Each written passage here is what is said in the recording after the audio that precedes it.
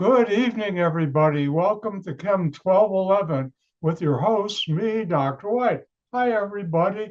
Tonight, I will be doing the review for Quiz 3. Remember, let's go to Blackboard.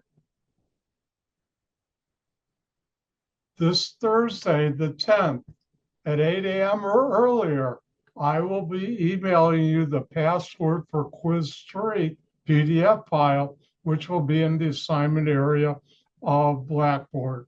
You'll have until Friday, 8 p.m. to take Quiz 3 and upload your answers to Quiz 3 as a single PDF file. I reserve the right to subtract up to 25 points. Yes, 25 points, big ones, for anyone who doesn't follow instructions. That's including uploading as a single PDF file, and it's not on time. Now, Quiz 3 has 4, it really should be 3 pages with 8 problems, and it's worth 50 points. It covers the gases, chapter 11. And by Sunday, I'll be posting and I'll remind you that I'll also send out an email with your individual points for each question on Quiz 3. To do well on Quiz 3, watch the videos for Chapter 11, do the problem set, and also I'll talk about something in a second. Tonight, obviously, I'm having my review. I hope you all had a nice spring break. Before I start the review, don't forget, hand in your labs. If you have forgot to hand in a lab and you can't see it on Blackboard, email me. If you've handed in a lab and I haven't graded it yet, email me. Remember, it's a chemistry department rules. If you don't get 65% of the total points for the labs, you cannot get a C or higher. And I forgot, I think it's 55% to get a D. So you have to hand in the labs to get the points. So do them. If you need any help, email me. Come to my office hour or email me and say, I need help, but I can't come to your office hour. And we'll find a way to meet on Zoom that I can set up a Zoom meeting. But hand in your labs. All right. Now, as I mentioned a couple times already, last semester, the chemistry department chairperson made a rule that we are no longer able to put in formulas in our quizzes or tests, which I don't. Therefore, in the past, you would be given this at the end of quiz 3. And in the video from 2 years ago you're watching, this semester, this was allowed. It's not. Therefore, you need to memorize all the information and important information to do well on quiz 3. If you go to the lecture section of Blackboard, you'll see a file that says important information, quiz 3, both as a Word document and a PDF. This is the important information you need to memorize. Some of it is from test 1, like 1 mole of an element equals the atomic weight of that element. 1 mole of a compound equals the molecular weight of that compound in grams. And the molecular weight of the compound is the sum of all atomic weights. Now, one thing I will remind you, like all my tests or my tests and quizzes, under your name, it will say, please use proper significant figures for all significant figures. You need to do that or I'll take off point on problems. Also, it will say, please use 3 significant figures for all atomic masses. And that was the same as on test 1.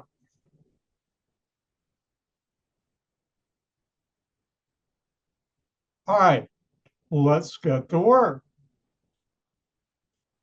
If you go to the lecture section of Blackboard, you will find a file called Chem 1211 Quiz 3 Review. and I have it both as a Word document and as a PDF file. Now, the first thing is pressure. When we talk about gases, there's certain things we measure. One is the temperature, which is normally in centigrade, but in certain things you'll see we use Kelvin, and also the pressure. Now, for this class, pressure, and there's a mistake here. Oh no, a mistake. This should be torr. It's correct on important information. It's incorrect here. All right, but 1 millimeter of mercury, that's the height of a column of mercury, the gas pushes up, 1 milliliter equal 1 torr. Now, so by definition, 760 torr equals 760 millimeters of mercury equal 1 atmosphere. Atmosphere is abbreviated by ATM. And you should know how to convert from one to the other.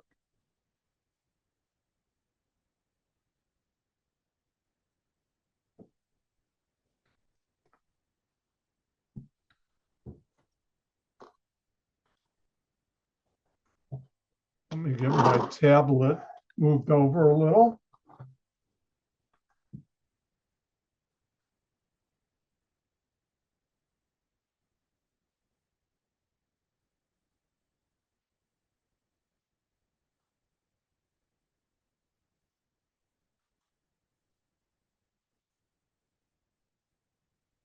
So for example, how many ATM, remember ATM is atmospheres, is 853 torr.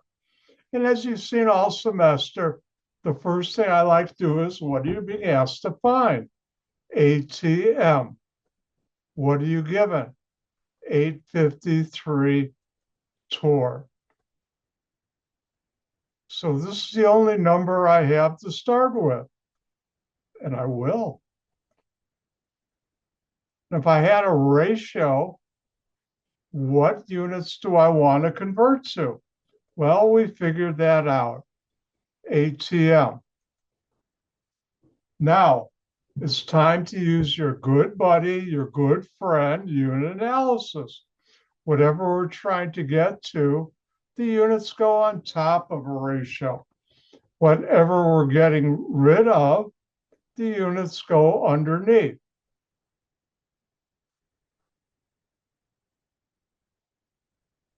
So I'll write it in. And where do we find a relationship between atmospheres and torr? Remember, if two things are equal, A and B, there are two ratios you can have, A over B and B over A. So where do I find it? Well, I'm going to go look at important information because I memorized this hint.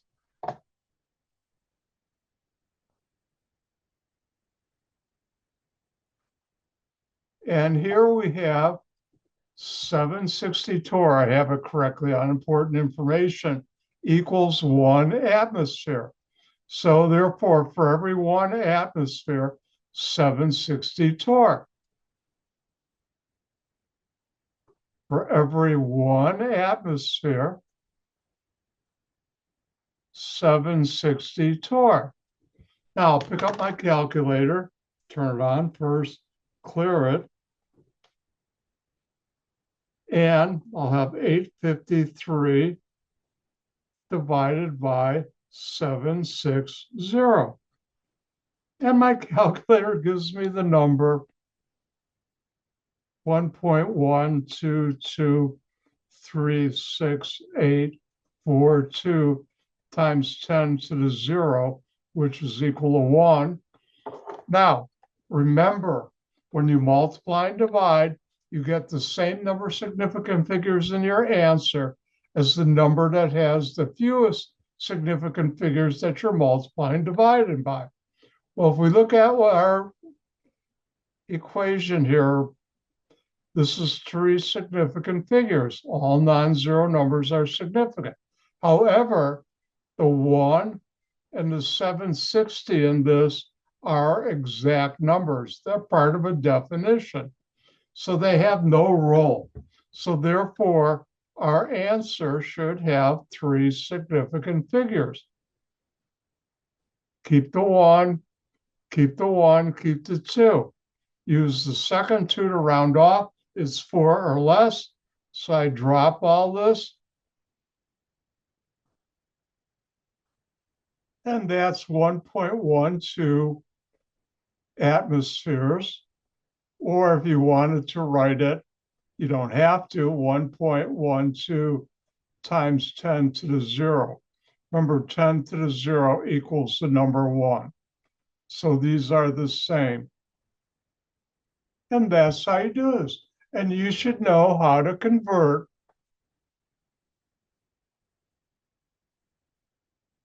from,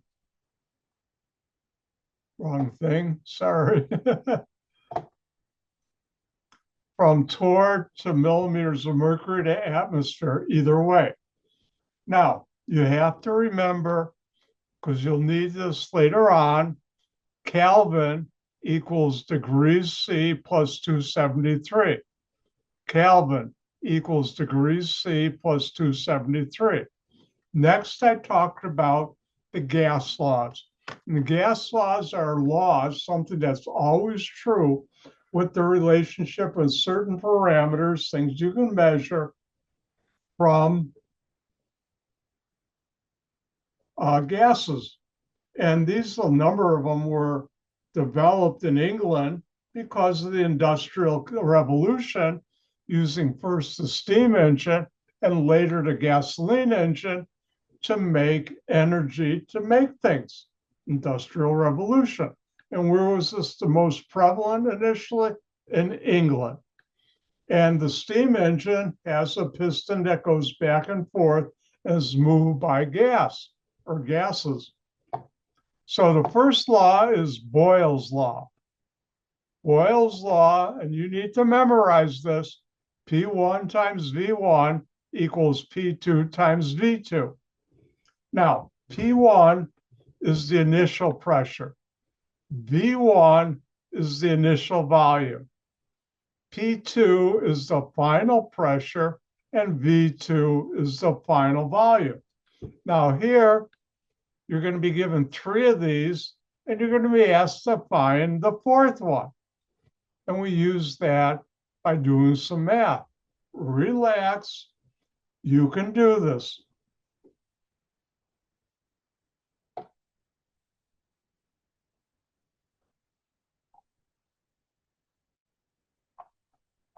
Now, just to remind you, in the practice problem answers, I have chapter 11.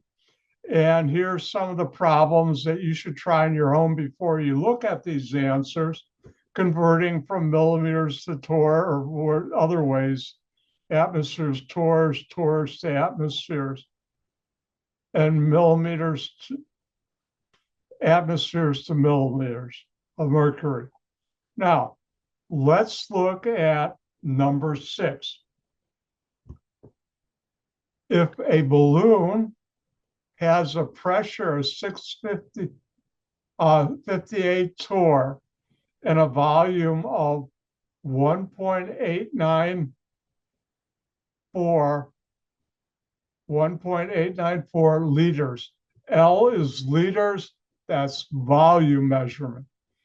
What is the pressure of the balloon if the volume is increased to 5.133 liters? So what are we trying to find? The final pressure, P2.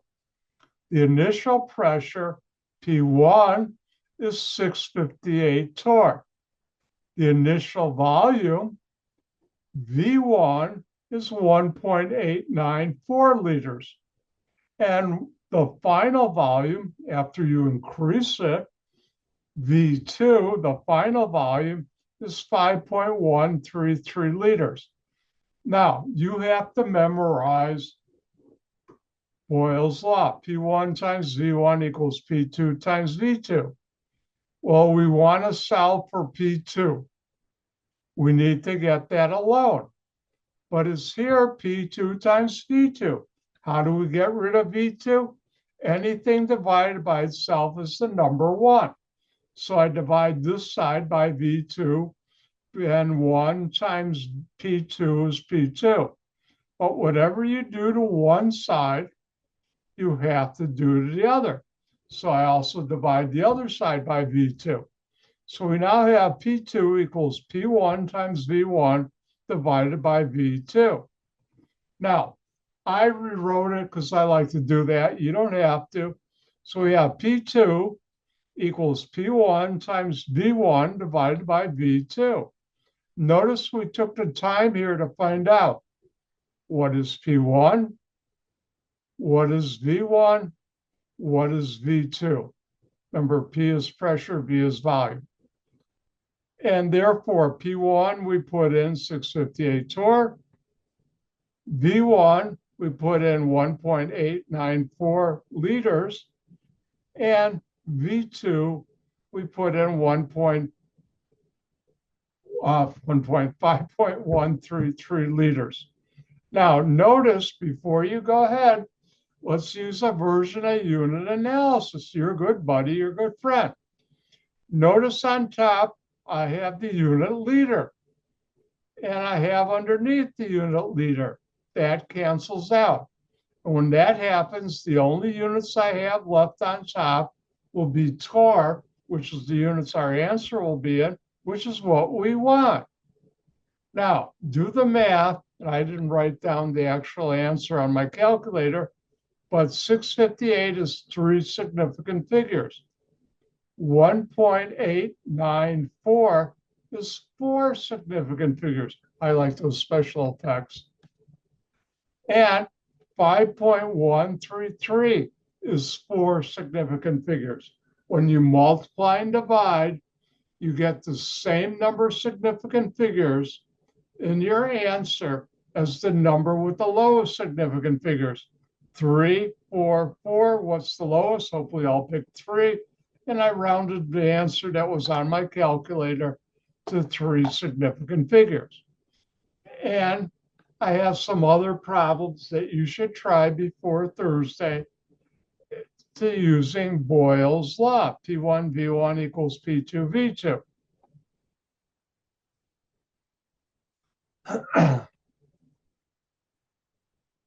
Now, in your book, and I talked briefly about it in the lecture, Charles' law, and that's a law that every time I put that on test when I was first teaching Chem 1211, just about the whole class got it wrong because the math was hard. Charles' law is V1 over T1 equals V2 over T2.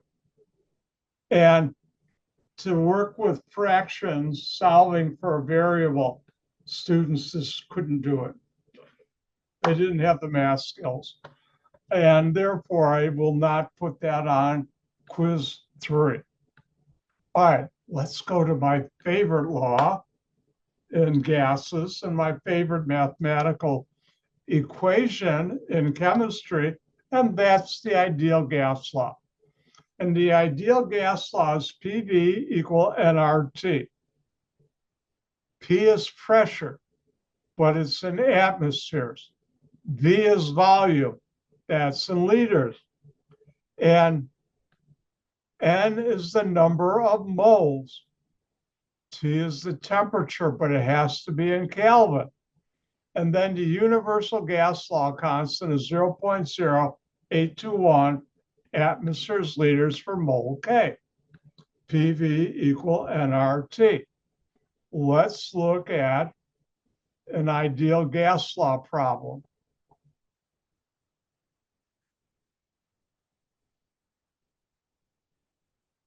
Let's do number 10. Now, there's one thing missing from this problem set.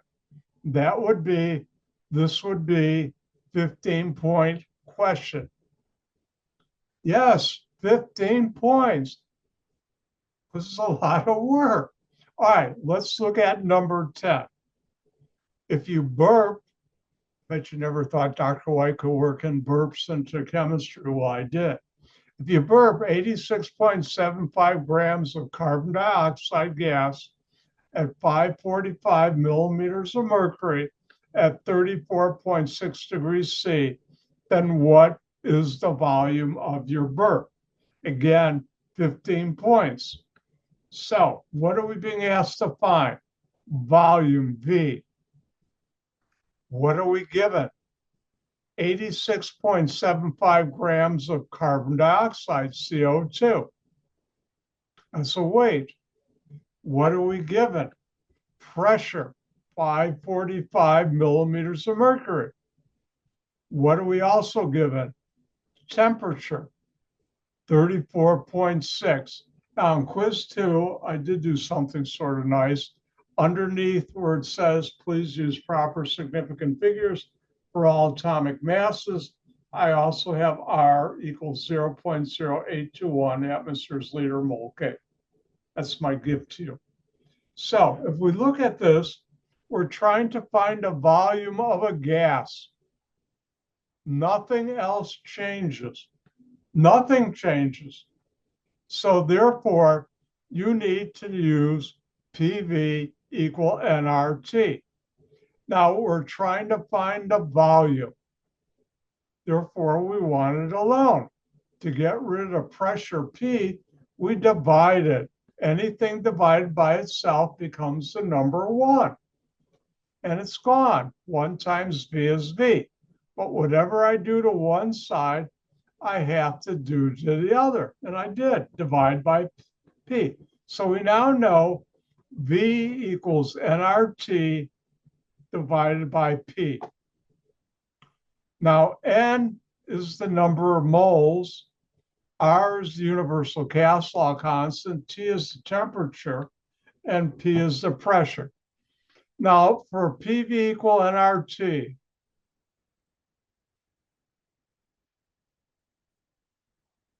the pressure has to be in atmospheres. I have never seen a gauge that records atmospheres, either millimeters of mercury or torr. So now we have to convert millimeters of mercury to atmospheres. Again, we start with 545 millimeters of mercury. We're going to atmospheres. We have a ratio that will convert it. Whatever we're trying to get to goes on top of the ratio, atmospheres. Whatever we're trying to get rid of goes underneath, millimeters of mercury. Remember, 1 atmosphere is 760 millimeters of mercury. That's where I got these numbers. Notice millimeters divided by millimeters cancel out. I'm left with atmosphere. So I set it up correctly. Now, 1 and 760 are exact numbers. Do the math. Now, when you have multiple calculations like this, there's 2 philosophies on rounding off. I am a round off at each step person. Others are rounding off at the end. I will calculate answer for quiz 3 problem like this. I put it on the test. Wink, wink, wink, wink. And oh, my wink doesn't want to work tonight. But anyways, I round off on the problem set at each step. So this is 3 significant figure, exact to exact. This is the answer in 3 significant figures. Next, I can look at T, which is temperature. It doesn't matter which order you do this in. And for PV equal nRT, the temperature must be in Kelvin. For PV equal nRT, the temperature is in Kelvin. But oh no, we were given the temperature in degrees C, Celsius. But degrees C Celsius plus 273 equal Kelvin. And you need to memorize this. Remember, write it down 5 times and say it. Well, each time you write it down, all these on the important information, and that gets it burned into your brain. Good.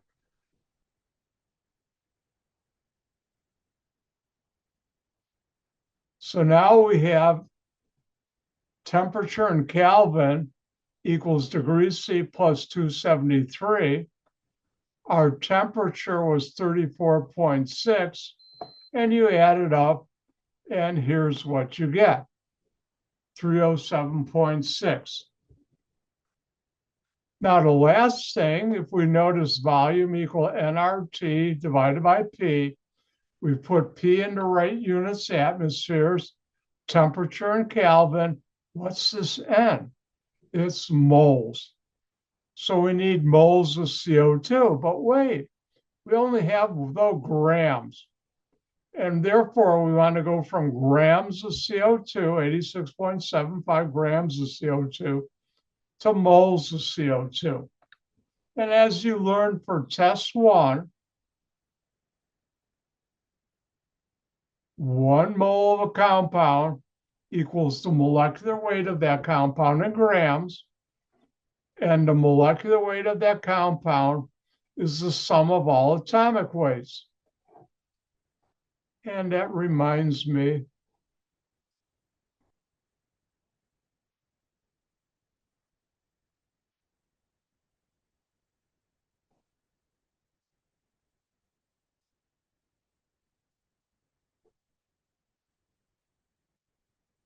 I have to open up something.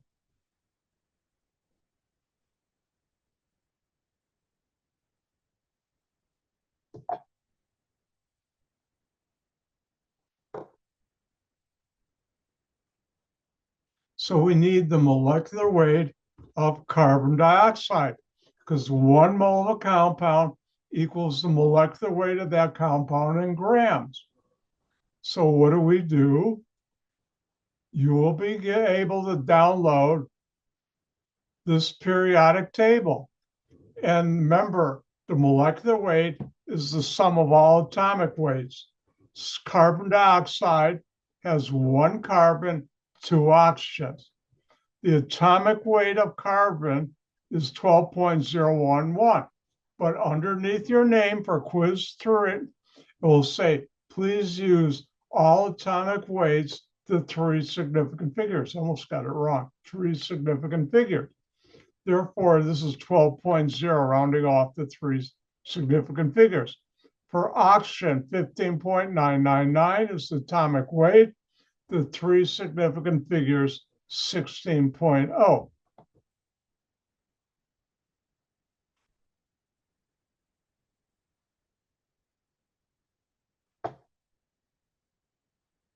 So, what's the molecular weight of carbon dioxide?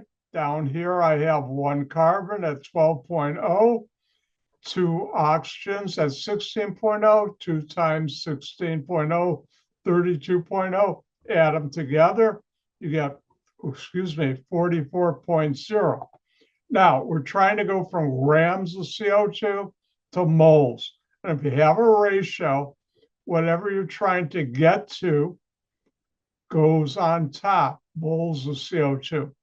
Whatever we're trying to get rid of goes underneath, grams of CO2.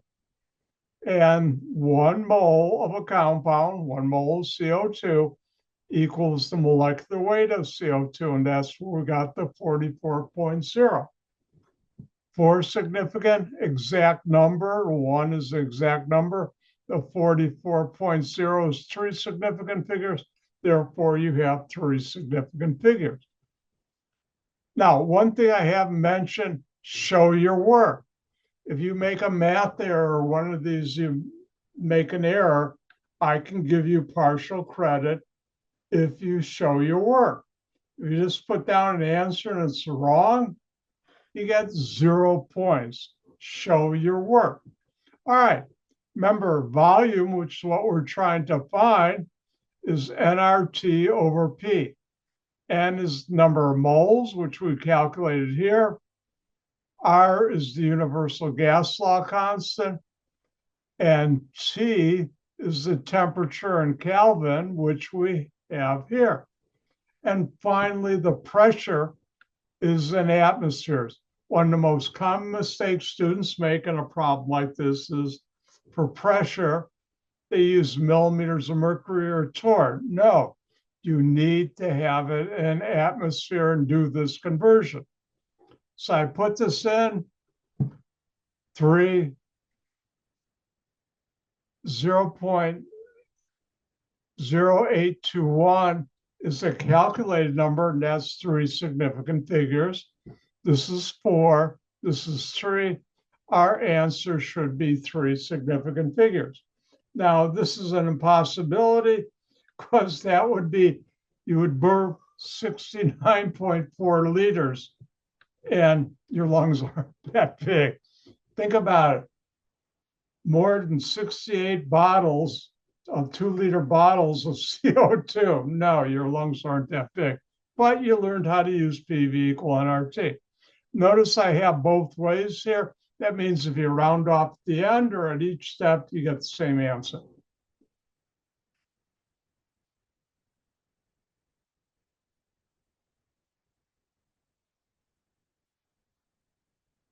Now, one other thing I want to mention, which I talked about in lecture, PV equal nRT. And this tells you when you should check your car tires. Remember, there's gas, air, nitrogen, depending on what kind of tires you're using, what they're filled with. And in winter,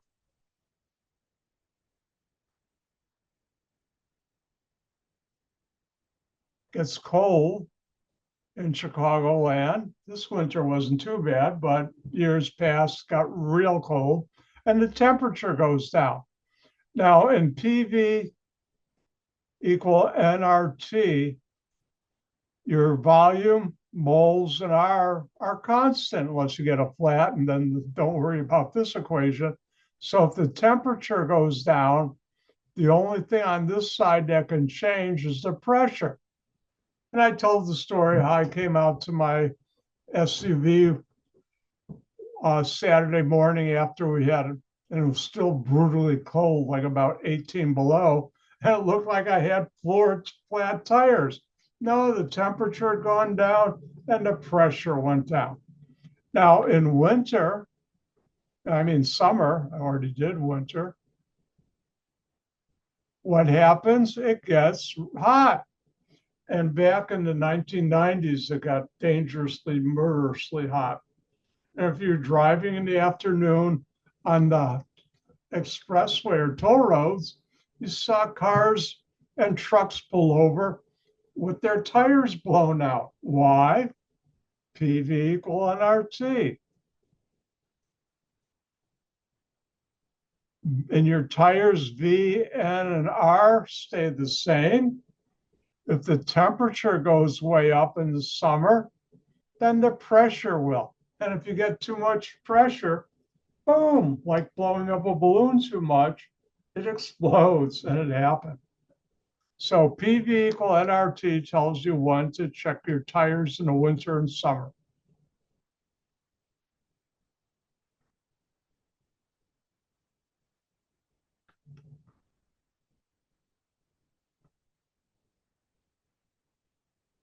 And finally, the last thing I like to talk about is Dalton's law of partial pressures.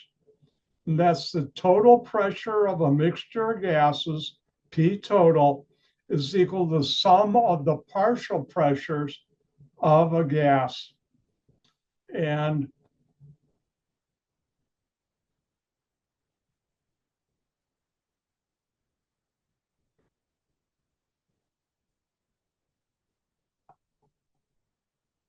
I think I forgot to put some practice problems. So let's do one real quick right now.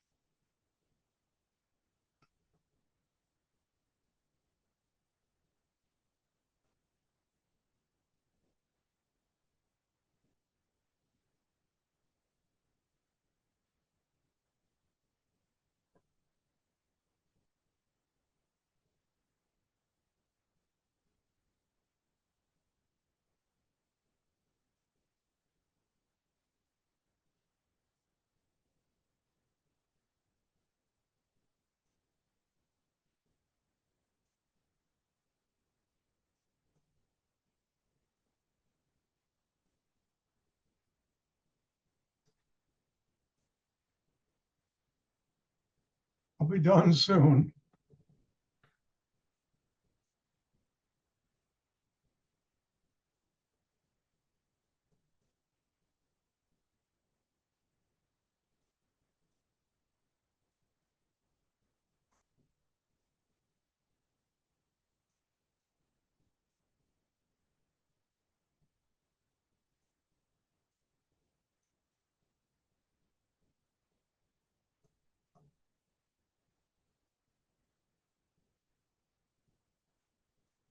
All right, let's take a look at this.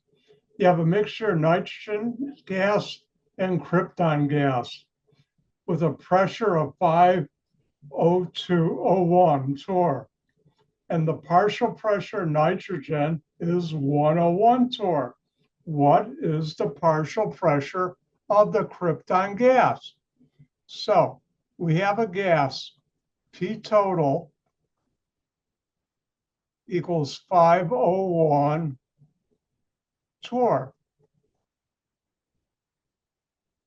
The partial pressure of nitrogen is 101 torr. And you're being asked to find the partial pressure of krypton, atomic symbol Kr. So Dalton's law of partial pressure, the total pressure equal the sum of the partial pressures. In this case, nitrogen plus krypton partial pressure. We want to solve for this. Now we have an addition. To get rid of the nitrogen partial pressure, to get this alone, anything subtracted from itself equals the number 0. It's gone. So on this side, Pn2 plus partial pressure krypton minus partial pressure nitrogen. This cancels out, and we're left with partial pressure of krypton. Whatever you do to one side of an equation, you have to do to the other. So I have to subtract the other side, P partial pressure nitrogen.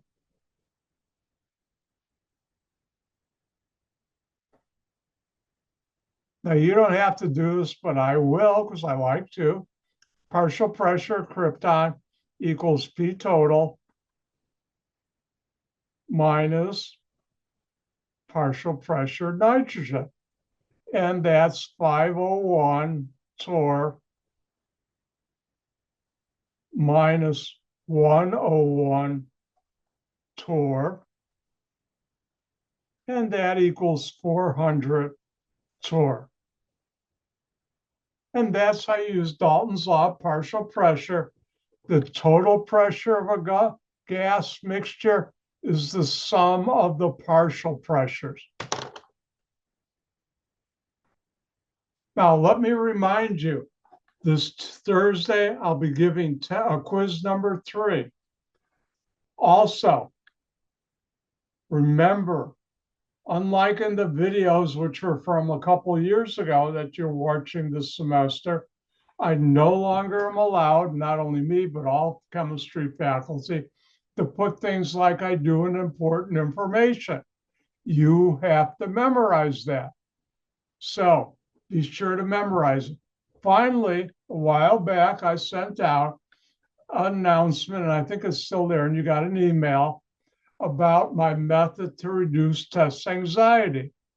If you suffer from test anxiety, then use it during the test. I'd recommend the top and the bottom of each page, use the method. If you have problems learning that method or not sure you know how to do it right, reach out to me and I'll meet you in a Zoom meeting. And with that, I'm done. You know what I'm going to do now. I'm going to say, gehen gesund. That means go in health. And I'm going to say goodbye. So bye now. Stole that from Granny and the Beverly Hillbillies. Bye now.